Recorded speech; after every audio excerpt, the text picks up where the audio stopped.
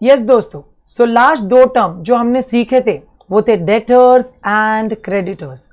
अब गाइस हुआ ऐसा कि मेरा मोबाइल होलसेल सप्लाइंग का बिजनेस है एंड मैं ऑल ओवर द मुंबई अलग अलग मोबाइल डीलर्स को मोबाइल सेल फोन सप्लाई करता हूँ। एंड हुआ यूं कि in Mumbai there is an area called Vile Parle and वो विले पार्ले एरिया में मेरा एक मोबाइल का जो कस्टमर है उसको मैंने 2 महीने पहले गुड्स सप्लाई किए थे। तो आज मुझे पेमेंट रिकवर करने का टाइम आ चुका है। सो मैं गाइस उसकी दुकान पे गया एंड मैंने उसको पूछा कि भाई ये बिल है जो तूने 2 महीने पहले गुड्स खरीदे थे, मुझे पेमेंट मिलेगा क्या? तो उसने कहा सर आइए थोड़ा चाय नाश्ता करते। हमने बिजनेस रिलेटेड थोड़ी गपशप की और उसके बाद उसने मुझे बोला कि यस सर, मैं आपको चेक बना के अभी हैंड ओवर कर देता हूं। सो गाइस उसने ऑफिस का कबर्ड ओपन किया चेक निकालने के लिए एंड सडनली मुझे बोला ओ शिट सर। मैंने बोला क्या हुआ? बोलता है सर चेकबुक खत्म हो गया है।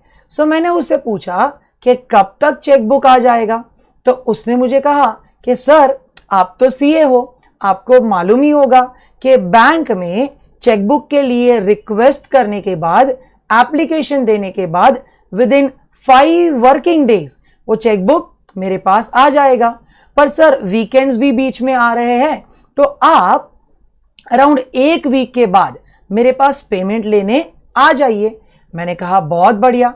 गाइस मैं उसके पास 1 वीक बाद फिर से पैसा लेने गया, दैट इज चेक कलेक्ट करने।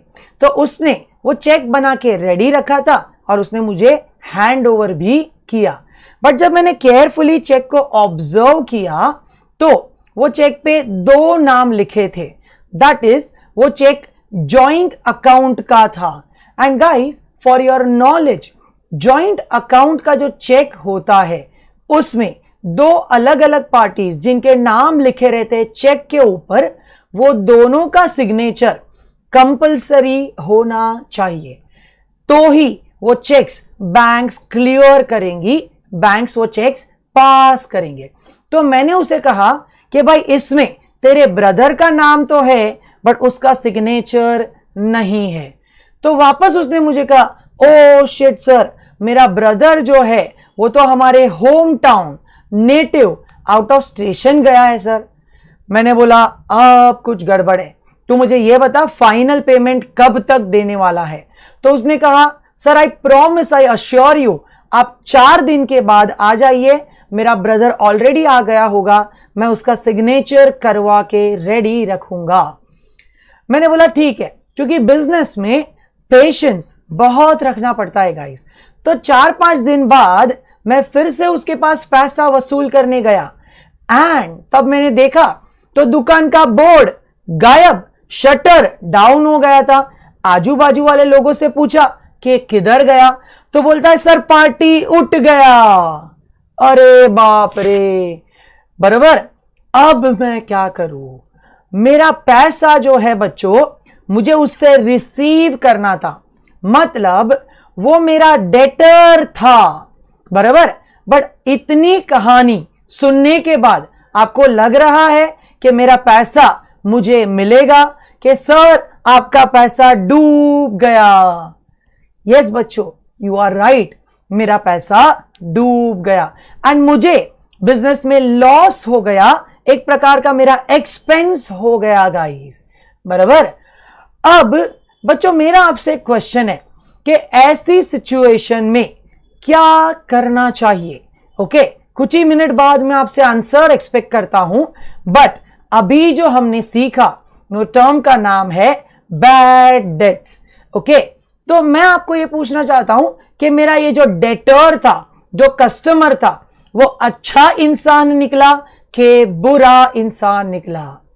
आप कहेंगे जरूर सर वो बुरा इंसान निकला, that is why it is called bad debts. Okay, definition की टर्म में हम क्या कहेंगे? The customers which are irrecoverable, which are irrecoverable are called bad debts, बराबर गाइस, और वो बिजनेस को एक टाइप का एक्सपेंस या तो घाटा, दैट इज लॉस है, बराबर। आप देखेंगे मैं उसको पूछ रहा हूं वेयर इज माई मनी, तो कह रहा है कि मेरे पॉकेट्स, मेरे जेब खाली है, मेरे पास आपको देने के लिए कुछ पैसा नहीं है गाइस, बराबर। अब गाइस ऐसा हो गया तो मैं तो एकदम ही उदास हो गया एंड मैं सोच रहा हूं कि अब किस भरोसे बिजनेस करूं। बट वो टाइम पे मेरे फादर ने मुझे हिम्मत दिया दैट बेटा बिजनेस कर रहा है तो ऐसा छोटा मोटा लॉस तो होते रहता है, टेंशन लेने का नहीं, तू अपनी मेहनत और ईमानदारी से अगर बिजनेस कर रहा है, कस्टमर्स को ऑनेस्टली गुड्स डिलीवर कर रहा है, सर्विसेज प्रोवाइड कर रहा है, तो एक कहावत है कि भगवान के घर देर जरूर है बट अंधेर नहीं है। तो गाइस मैंने बोला ठीक है एंड मैं वापस ही मन मस्त मगन अपनी ही मौज में मेरा बिजनेस अच्छे से कर रहा था। वन फाइन डे मुझे एक अननोन नंबर से कॉल आया एंड यूजुअली मैं अननोन नंबर्स के कॉल्स रिसीव नहीं करता हूं, बट मेरे इंट्यूशंस ने, मेरे अंदर की आवाज ने कहा कि रौनक ये फोन उठा ले, इसमें तेरा कुछ फायदा है। मैंने वो कॉल रिसीव किया एंड मुझे एक आवाज सुनाई दी जिसने कहा सर आप याद करो मैं आपका विले पार्ले वाला वो कस्टमर।